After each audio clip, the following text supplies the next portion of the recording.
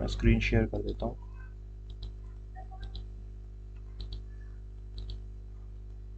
Last वाला तो समझ आ गया था ना सारा? Yes sir. ठीक है। अब रेमेडीज पढ़ते हैं कि क्या क्या रेमेडीज अवेलेबल होती है टॉट के अंदर। ये हमने शुरू में जब इंट्रोडक्शन देखा था वहां पे भी मैंने आपको बताया था कि क्या क्या रेमेडीज अवेलेबल होती है टॉट के अंदर, याद है? Sir damages. ठीक है, डैमेजेस और सर स्पेसिफिकली कोई चीज कराना।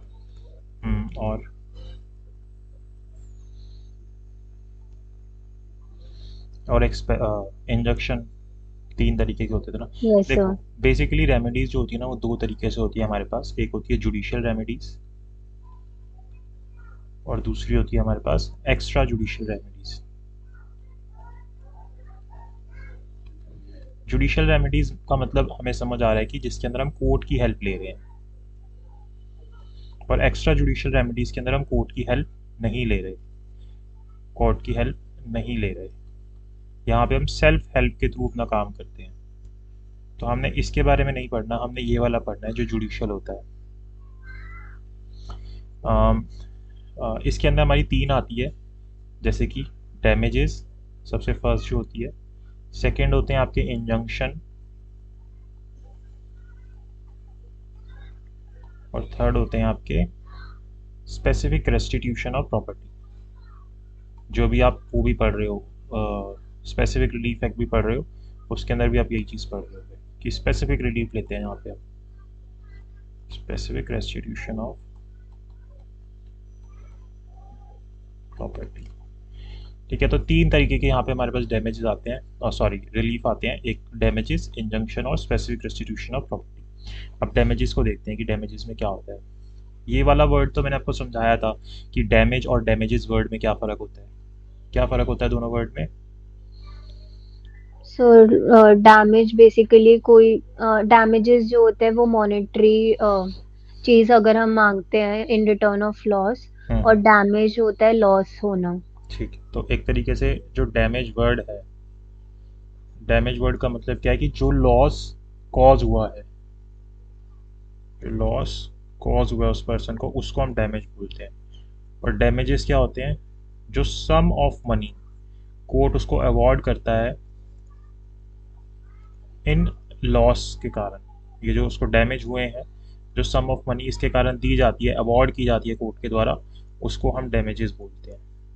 तो ये हमारे दो वर्ड्स हैं, वहीं पे भी हमने सीखे थे। अब हमें देखना है कि काइंड ऑफ डैमेजेस कितने होते हैं,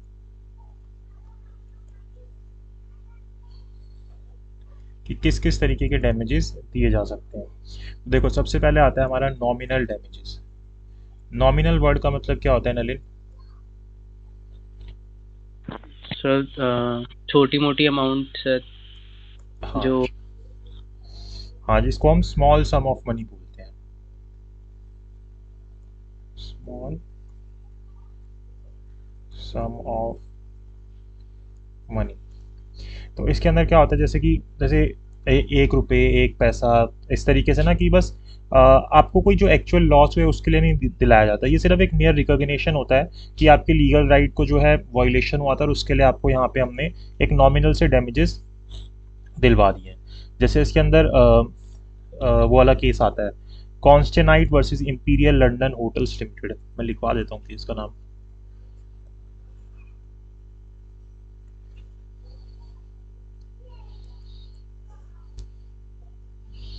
केस है कॉन्स्टेनाटाइन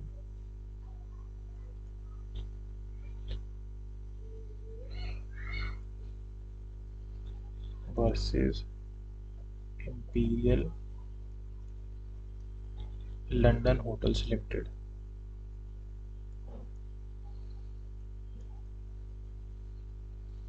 ये केस है 1944 का। इसके अंदर ये वाला एग्जांपल आता है, जिसके अंदर क्या हुआ था कि जो प्लेंटिफ था, एक फेमस वेस्ट इंडीज क्रिकेटर था 1944 के अंदर, उसको नॉमिनल डैमेजेस पे करवाए गए थे, क्योंकि जो डिफेंडेंट था उसने रॉन्गफुली रिफ्यूज़ कर दिया था अपने होटल के अंदर रूम देने के लिए जिसके अंदर वो जाना चाहता था। तो यहाँ पे वो उसको किसी और होटल में रूम दिला देता है, लेकिन यहाँ पे उसका एक तरीके से बोला गया कि आपने कहीं ना कहीं लीगल राइट को हर्ट किया है, तो यहाँ पे आपको एज अ एक रिकॉग्निशन के तौर पर कंपनसेशन पे करवाया जाता है, तो इसके अंदर ये आता है। तो इसी तरीके के ना सेम सेम जो नॉमिनल डैमेजेस होते हैं आपको ट्रेसपास के केस में भी देखने को मिलेंगे, क्योंकि आपकी प्रॉपर्टी के ऊपर से कोई, जैसे आपके आसपास से आपकी प्रॉपर्टी के ऊपर से कोई चला गया, उसमें कोई बहुत बड़े डैमेजेस नहीं हो रहे आपको, तो आपके एक लीगल राइट हर्ट हुआ है, कोई भी आपको डैमेजेस नहीं हो रहे, जो हमारा मेनली इंजूरिया साइन डैमनो हम देखते हैं कि भाई आपकी इंजरी हो रही है लेकिन कोई डैमेज नहीं हो रहे, तो जनरली वहाँ पे डैमेजेस पे करवाए जाते हैं कि आपको सिर्फ एक रिकॉग्निशन के लिए अमाउंट पे करवाया जाएगा कि आपका जो लीगल राइट है वो वॉयलेट हुआ है। तो जैसे ट्रेसपास हो गया या इस तरीके के जो भी टॉट होते हैं वो इसके अंदर इंक्लूड हो जाते हैं कि भाई एटलीस्ट कुछ अवॉर्ड कर दो यहाँ पे कि किसी का लीगल राइट जो है वो वायलेट हुआ है, किसी को कोई डैमेज नहीं हुआ है लेकिन कोई लीगल राइट वायलेट हुआ है, तो ये चीज़ यहाँ पे नॉमिनल डैमेजेस के अंदर होती है। दूसरा आपका आता है रियल डैमेजेस। अब ये भी नाम से हमें समझ आ रहा है कि इसके अंदर क्या हो रहा होगा। वासवी, आपके हिसाब से रियल डैमेजेस का मतलब क्या होगा? सर जो सीरियस डैमेजेस हुए हैं। रियल डैमेजेस मतलब जो उसको एक्चुअल में डैमेजेस हुए हैं, तो वो जो एक्चुअल में डैमेजेस हुए हैं हम उसके लिए उसको कंपनसेशन पे करवाएंगे। तो यहाँ पे आप लिख सकते हो कि रियल डैमेजेस, नोट कर लो, लिखूंगा टाइम लगेगा यहाँ पे। Real damages are those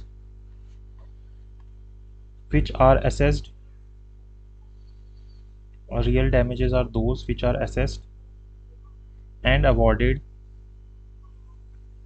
Real damages are those which are assessed and awarded as compensation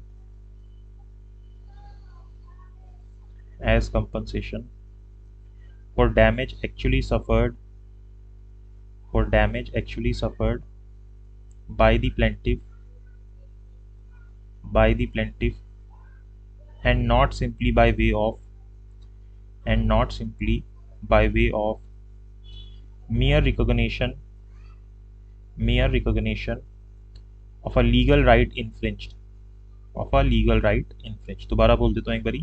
Real damages are those which are assessed and awarded as compensation for damage actually suffered by the plaintiff and not simply by way of mere recognition of legal right infringed। तो यहाँ पे उसको जो real में जो damage हुए होते हैं उसके लिए कोर्ट उसको कंपनसेशन पे करवाता है, ना कि सिर्फ as a mere legal right के तौर पर उसको कोई कंपनसेशन पे करवाया जा रहा है। तो यहाँ पे कोर्ट एक तरीके से फिक्स करने की कोशिश करता है कि कितना सम पे करवाना चाहिए, कितना किसी को लॉस हुआ है उसके हिसाब से। यहाँ पे आपका पहले से एक डिटरमाइंड अमाउंट नहीं होता और सिर्फ लीगल राइट के लिए नहीं पे करवाया जा रहा होता, यहाँ पे आपको जो एक्चुअल में डैमेजेस हुए हैं उसके लिए पे करवाया जाता है। ठीक है, तो ये हो गया हमारे रियल डैमेज। देन आते हैं हमारे कंटेम्पशियस डैमेज। सर केस इसका कोई? केस तो नहीं है इसका कोई। Okay. कंटेम्पशियस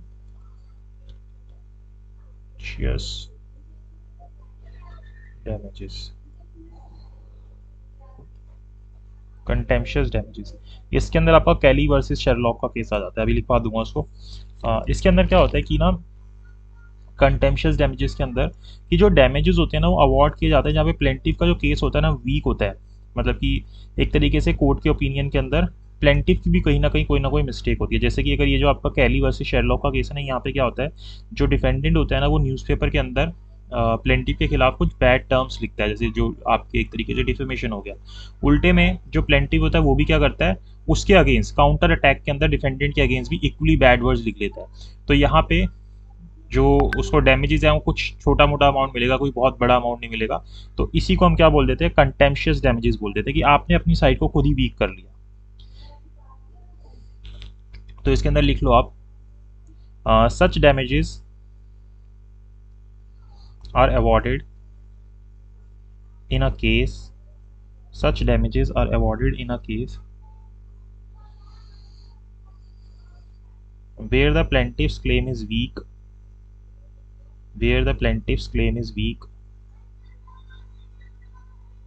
where the plaintiff's claim is weak and the court has low opinion. Such damages are awarded in a case where the plaintiff's claim is weak and the court has low opinion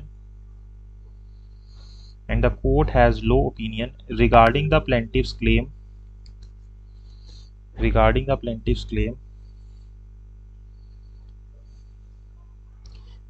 the plaintiff's claims and thinks that plaintiff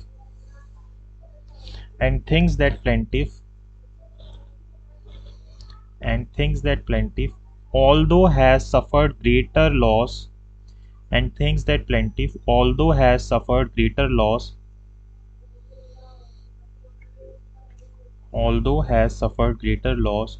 does not deserve to be fully compensated does not deserve to be fully compensated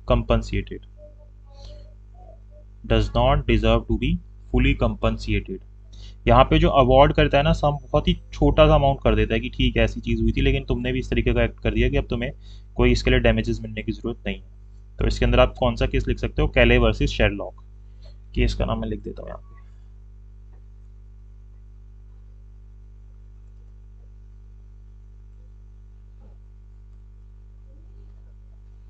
1866 का case है। ठीक है, वही fact है जो मैंने आपको बताया, तो आप शॉर्ट में लिख सकते हो। तो ये क्या हो गया, हमारे कंटेम्पशियस डैमेजेस हो गए। 3 तरीके के पढ़ लिए हमने, चौथा पढ़ते हैं। यहाँ तक कोई डाउट है? No sir. ठीक है, देन हमारे आते हैं एग्जाम्पलरी डैमेजेस। खुशी, आपको एग्जाम्पलरी डैमेजेस से क्या समझ आता है?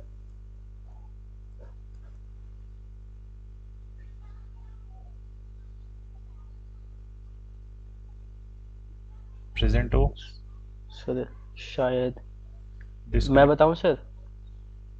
खुशी का डिस्कनेक्ट नहीं, प्रेजेंट तो है। चलो कोई बात नहीं, हाँ बताओ।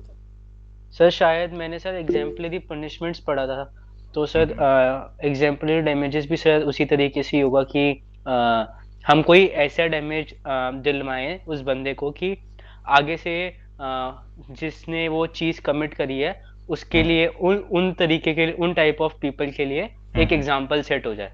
हाँ, वही चीज़ होती है एग्जाम्पलरी डैमेजेस कि हम इस तरीके के डैमेजेस अवॉर्ड करते हैं कि जो कि अपने आप में एक्सट्रीम डिसप्लेजर कर रहे होते हैं। मतलब इस एक्सट्रीम डिसप्लेजर का मिसकंडक्ट किया होता है जहाँ पे डिफेंडेंट ने प्लेंटिफ के अगेंस्ट। तो यहाँ पे हम क्या करने की कोशिश कर रहे होते हैं कि हम एक एग्जाम्पल सेट करने की कोशिश कर रहे होते हैं डिफेंडेंट को, इस तरीके के डैमेजेस उसके ऊपर लगा के कि इस तरीके के जो सिमिलर माइंडेड पर्सन हैं वो दोबारा से अटेम्प्ट ना करें इस तरीके के रॉन्ग करने के लिए।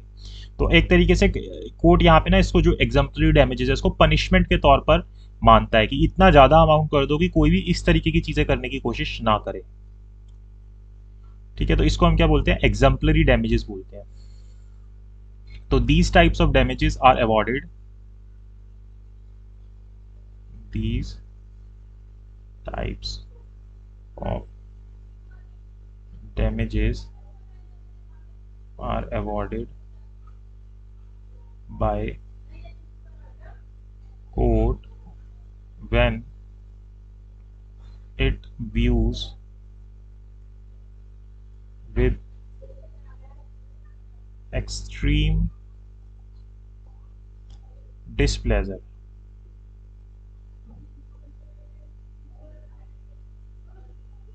जब उसके हिसाब से एक्सट्रीम डिस्प्लेजर हो रहा है किसको, प्लेंटिव को। और यहाँ पे होता क्या है, ऐसा हो सकता है कि जो प्लेंटिव है उसको कोई मटेरियल लॉस ना हो, इसके बावजूद भी कोर्ट ही करता है। तो आप लिख सकते हो the plaintiff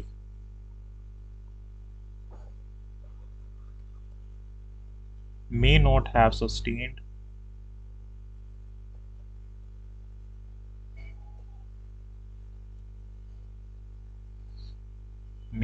sustained any material loss. कि भाई ठीक है नॉर्मल सा लॉस हुआ है कि नॉर्मल कॉम्पनसेशन देते तो पूरा हो जाता, लेकिन still in order to set up an example, कि मैं एग्जाम्पल सेट करना चाहता हूं of the defendants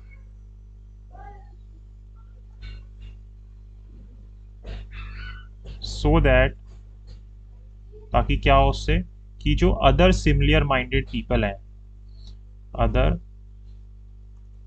similar minded people should not attempt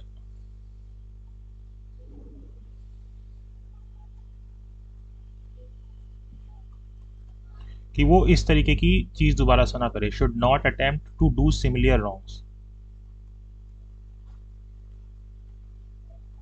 similar wrongs, कि वो इस तरीके की चीज़ ना करें सेम। तो वहाँ पे कोर्ट क्या करता है, एग्जाम्पलरी डैमेजेस अवॉर्ड कर देता है, इतने बड़े की जो कि एक एग्जाम्पल अपने आप में सेट कर दे। तो जनरली ये कहाँ पे किए जाते हैं, जहाँ पे जो एक्ट होता है वो इस तरीके से किया गया हो कि वो अपने आप में ऑपरेसिव हो, आर्बिट्री हो, अनकॉन्स्टिट्यूशनल हो। किसके द्वारा, गवर्नमेंट सर्वेंट के द्वारा। किसके द्वारा, गवर्नमेंट सर्वेंट के द्वारा कोई ऑपरेसिव, आर्बिट्री या अनकॉन्स्टिट्यूशनल एक्शन किया हो, कोर्ट वहां पे एग्जाम्पलरी डैमेजेस दे देती है। दूसरा कहाँ पे देती है, पहला कहाँ पे दिया, ऑपरेसिव, आर्बिट्री या अनकॉन्स्टिट्यूशनल एक्शंस किए हो किसने, गवर्नमेंट सर्वेंट ने। दूसरा कहाँ पे देती है, जहाँ पे डिफेंडेंट का जो कंडक्ट है वो किस तरीके का हो, has been calculated by him to make a profit for himself which may will exceed the compensation payable to plaintiff.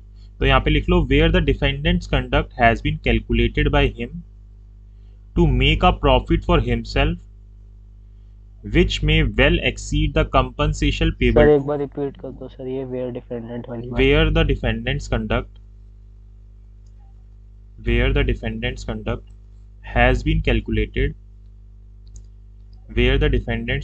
has been calculated by him to make a profit for himself which may well exceed the compensation payable to the plaintiff।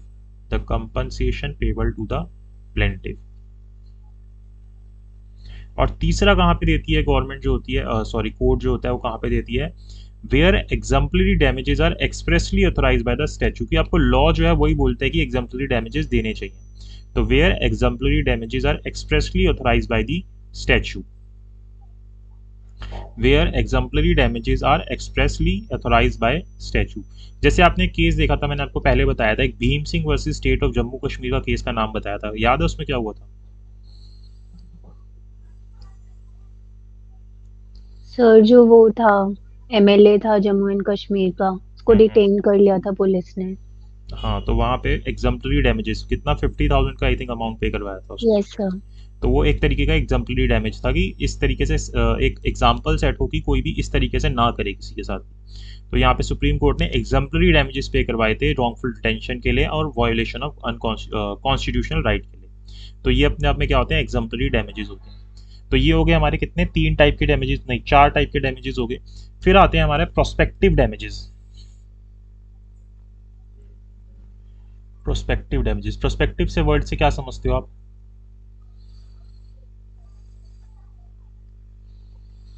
आप prospectus देखते हो किसी चीज का, वहां पे क्या समझते हो prospective?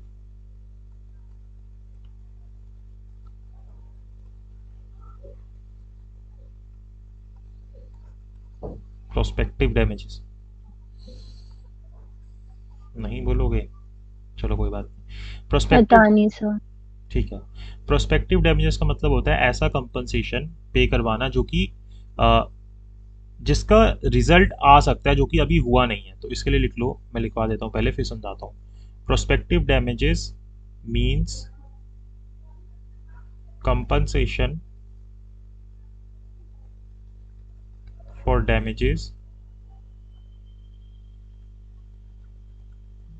which is quite likely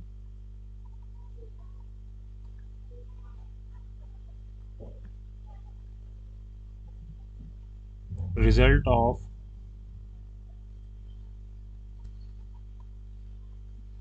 the defendant's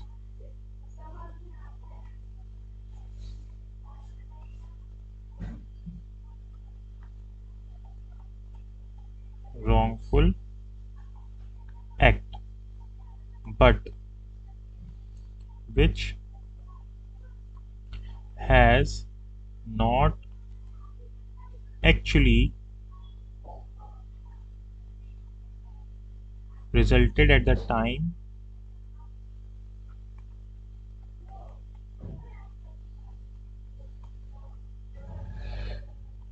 of the decision of the case, कुछ लाइन से समझ आया जो हमने लिखी इससे?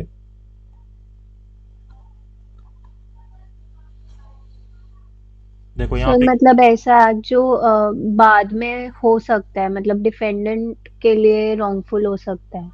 मतलब जिसका जो रिजल्ट है वो अभी नहीं आया, बाद में ऐसा हो सकता है। जैसे कि मान लो कि अगर किसी बच्चे का एक्सीडेंट हो जाता है, एक्सीडेंट से आप किसी जो कि अपने आप में एक बच्चा है जिसको डिफेंडेंट बोला जा रहा है, अगर आप कोई डिफेंडेंट उसका एक्सीडेंट कर देता है उस बच्चे का, और वो चाइल्ड जो है वो ऑर्फन हो जाता है, तो यहाँ पे जो उसको डैमेजेस पे करवाए जाएंगे वो सिर्फ इतने ही नहीं होंगे कि उसको जो लॉस हुआ, जो वो ऑर्फन हो गया, उसके लिए पे करवाए जा रहे हैं, लेकिन साथ ही साथ जो उसको फ्यूचर लाइकली डैमेजेस हो सकते हैं इस चीज़ से कि आपने उसको ऑर्फन कर दिया, उसके लिए भी डैमेजेस पे करवाए जाएंगे। जैसे कि यहाँ पे केस आता है सुभाष चंद्र वर्सेस राम सिंह का केस आता है, दिल्ली का केस है। यहाँ पे क्या होता है, प्लेंटिव जो होता है एक 7 साल का बच्चा होता है जिसको एक बस जो होती है वो एक्सीडेंट कर देती है, हिट कर देती है, जिसके कारण उसको परमानेंट डिसएबिलिटी हो जाती है। तो यहाँ पे कोर्ट क्या करता है, उसको कंपनसेशन पे करवाता है 3,000 रुपये का। और उसके अंदर क्या हेडिंग रखता है इस 3,000 रुपये का कंपनसेशन के लिए, probable future loss by reason of incapacity and diminish capacity of work, कि ये फ्यूचर के अंदर इसको इसका लॉस हुआ है, फ्यूचर के अंदर इसकी इनकैपेसिटी हो गई है इसके कारण, तो इस इतना लॉस इसको फ्यूचर में हो सकता है। और फिर दिल्ली हाई कोर्ट क्या करते हैं कि 3,000 अमाउंट बोलता है कि कम है, और उसको 7,500 रुपीज डैमेजेस में पे करवाता है। 1972 की बात है तो ये अपने आप में क्या है, प्रोस्पेक्टिव डैमेजेस की हुआ नहीं है उसको, लेकिन रिजल्ट में हो सकता है फ्यूचर के अंदर। इसी तरीके के आपको बहुत सारे केसेस देखने को मिलेंगे, जैसे कि एक वाई.एस. कुमार वर्सेस कुलदीप सिंह का केस देखने को मिलेगा।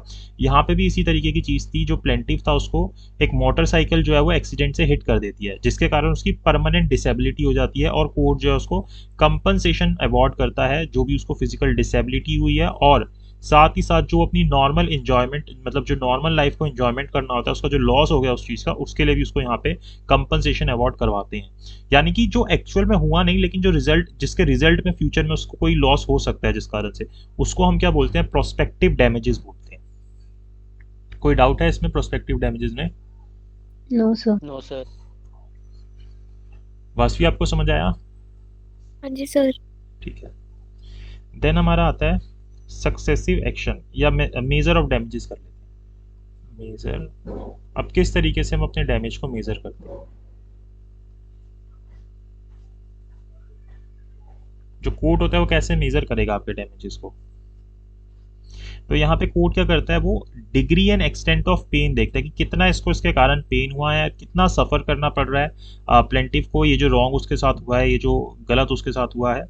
और इसके अंदर जब वो मेजर कर रहा होता है कि कितनी पेन एंड सफरिंग है, इसके अंदर वो पास्ट एंड फ्यूचर सफरिंग्स को इंक्लूड कर लेता है। सफरिंग के अलावा वो दो चीज़ें और इंक्लूड करता है कोर्ट जब वो मेजर कर रहा होता है, मेंटल और फिजिकल पेन कितना हुआ है उस व्यक्ति को। तो यहाँ पे अब ये पास्ट और फ्यूचर दोनों को चीज़ों को देख रहा है, यानी कि वो साथ साथ सीवियरिटी भी देखेगा कि कितना सीवियर पेन हो रहा है इसके कारण उसको, और क्या ड्यूरेशन रहेगा उस पेन का, इस चीज़ को भी वो ध्यान में रखेगा। तो क्या क्या चीज़ें उसने ध्यान में रखी कि कितने एक्सटेंट तक पेन हो रहा है, कितनी सफरिंग हो रही है उसको प्लेंटिव को इस लॉस के कारण, ठीक है। पास्ट और फ्यूचर सफरिंग दोनों को ध्यान में रखेगा, मेंटल और फिजिकल पेन इनको भी ध्यान में रखेगा, और सीवियरिटी एंड ड्यूरेशन भी देखेगा पेन की कि कितनी हो रही है उसको। तो ये सारी चीज़ों को ध्यान में रखते हुए डैमेजेस को मेजर किया जाएगा।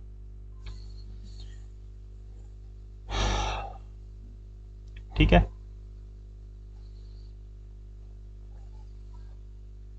अब यहाँ पे ना एक केस आता है लक्ष्मी नारायण वर्सेस सुमित्रा बाई का, नाम लिख लो। लक्ष्मी, ये वाला मैंने आई थिंक पहले भी बताया था, लक्ष्मी नारायण वर्सेस सुमित्रा बाई।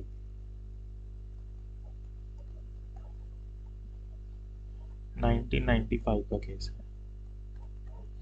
इसके अंदर क्या होता है कि जो डिफेंडेंट होता है उसके साथ जो प्लेंटिफ होता है वो सेक्सुअल इंटरकोर्स करता है फ्रॉड प्रॉमिस करके कि मैं आपसे मैरिज करूंगा।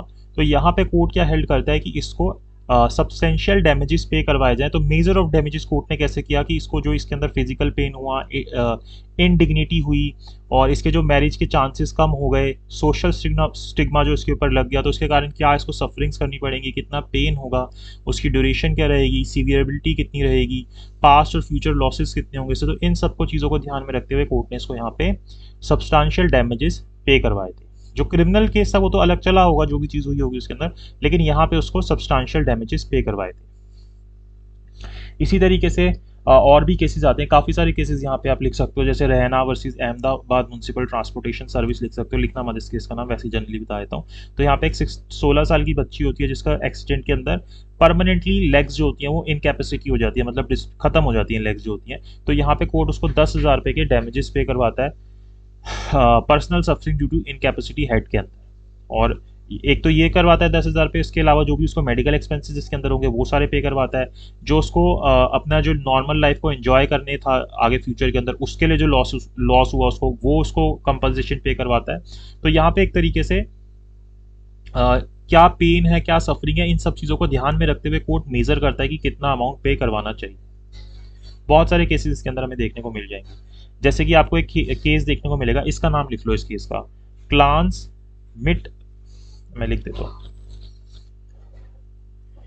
KLANS, क्लांस मिटेलबेशर, ए कर देता मित्तल ही हो जाता, मिटल बाशर versus East India hotels limited, East India hotels limited, और ये केस है आपका 1997 दिल्ली, आएगा यहाँ पे।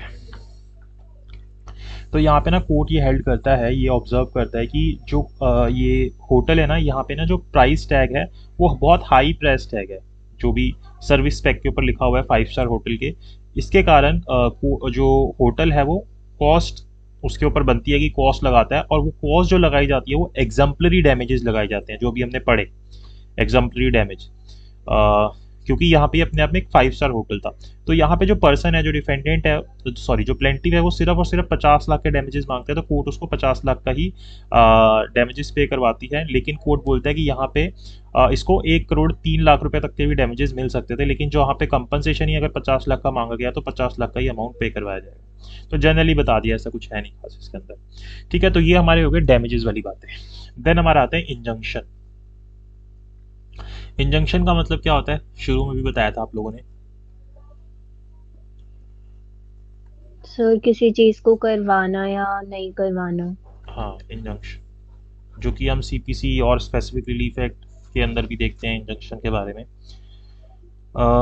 तो अब ये जो इंजंक्शन है ये आपकी हो सकती है कि टेम्पररी इंजंक्शन लो आप, जो कि आपको ऑर्डर 39 के अंदर CPC में देखने को मिलती है, यहाँ पे भी आप ले सकते हो। परपेचुअल इंजंक्शन हो सकती है, एक्स पार्टी इंजंक्शन हो सकती है, प्रोहिबिटरी इंजंक्शन हो सकती है, मैंडेटरी इंजंक्शन हो सकती है। तो ये कुछ तरीके की इंजंक्शन है। तो इंजंक्शन क्या अपने आप में एक एक्स्ट्रा ऑर्डिनरी जुडिशियल रेमेडी है, जहाँ पे जो पार्टीज होती हैं वो एक रिलीफ मांगती हैं कि इस चीज़ को क्या किया जाए या ना किया जाए, और कोर्ट जो होता है वो एक्सेप्शनल केसेस के अंदर जो इंजंक्शन होता है वो अलाउ कर देता है। तो इंटरलॉक्यूटरी यानी कि टेम्पररी इंजंक्शन के अंदर क्या होगा, नाम से ही पता चल रहा है।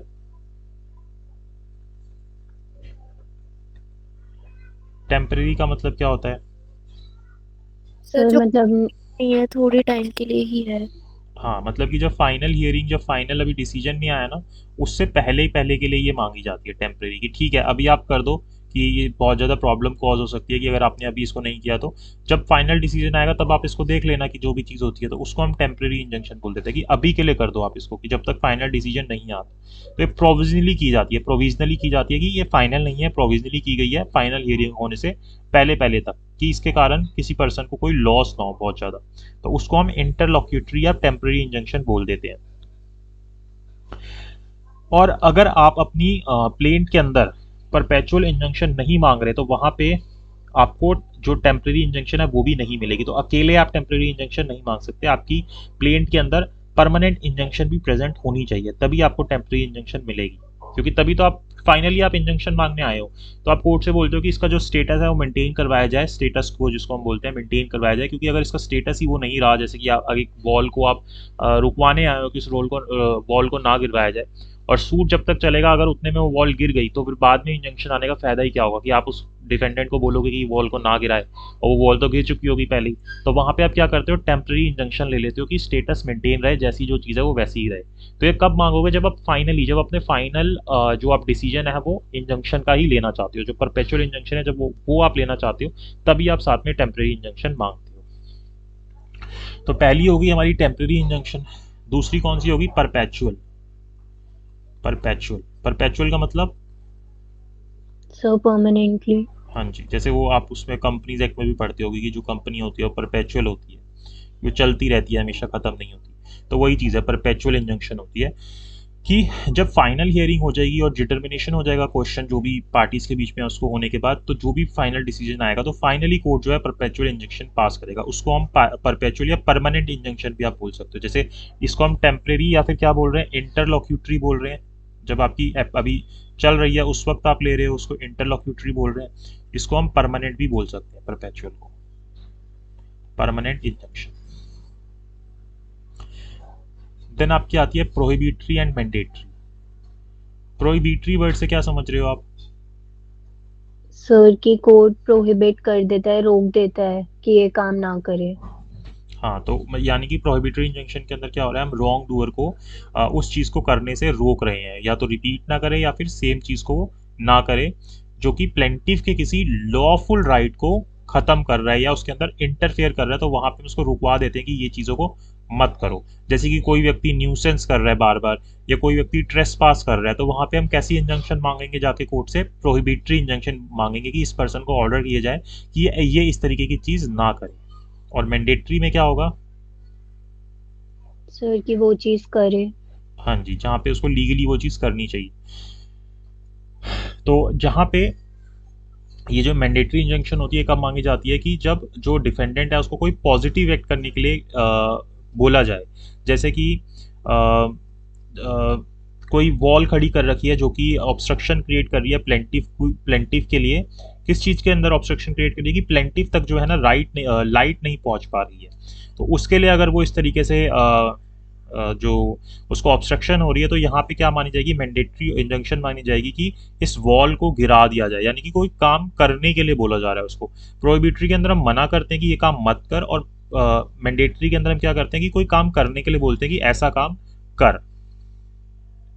और ये जो हमारी इंजंक्शंस होती हैं, चाहे हम जो भी इंजंक्शन पढ़ रहे हैं, कोर्ट कब देता है? जब कोर्ट को जस्ट एंड कन्वीनियंट लगता है। कब देता है? जब कोर्ट को जस्ट एंड कन्वीनियंट लगता है। यानी कि ये जो इंजंक्शन देना है ये कोर्ट की डिस्क्रिशन के ऊपर डिपेंड कर रहा है कि कोर्ट को जब जुडिशियली ठीक लगेगा कि ये इंजंक्शन देनी चाहिए तभी कोर्ट देगा, अदरवाइज वो नहीं देगा। और जो ट्राइबल मैटर्स होते हैं, छोटे छोटे मैटर्स होते हैं, छोटी सी चीज़ के लिए कोर्ट चलेगा, वहाँ पे भी कभी भी इंजंक्शन नहीं दी जाती। तो ये हो गया हमारा इंजंक्शन। और तीसरा हमारा आता है स्पेसिफिक रेस्टिट्यूशन। स्पेसिफिक रेस्टिट्यूशन जो आप पूरा स्पेसिफिक रिलीफ एक्ट पढ़ रहे हो, एक तरीके से वही बात है कि जब आपको जो रेमेडी चाहिए, जो भी पार्टी को जो इंजरी हो रही है उसको कोई स्पेसिफिक आइटम ही चाहिए प्रॉपर्टी के अंदर रॉन्ग डूअर से, तो वहाँ पे वो स्पेसिफिक रेस्टिट्यूशन मांगेगा। बोलेगा मेरे को कंपनसेशन नहीं चाहिए, मुझे कोई वो नहीं चाहिए, इंजंक्शन नहीं चाहिए, मुझे इस चीज़ का, जैसे कोई प्रॉपर्टी है इसका पोजीशन ही चाहिए, मुझे यहाँ पे कोई पैसे वैसे से मतलब नहीं है, मुझे इस प्रॉपर्टी का पोजीशन चाहिए। तो वहाँ पे वो क्या मांगेगा कोर्ट से जाके? स्पेसिफिक रेस्टिट्यूशन मांगेगा। तो ये हमारे क्या हो गए? तीन तरीके के मेनली रेमेडीज हो गई जो कि हमें टॉर्ट के अंदर दी जाती है।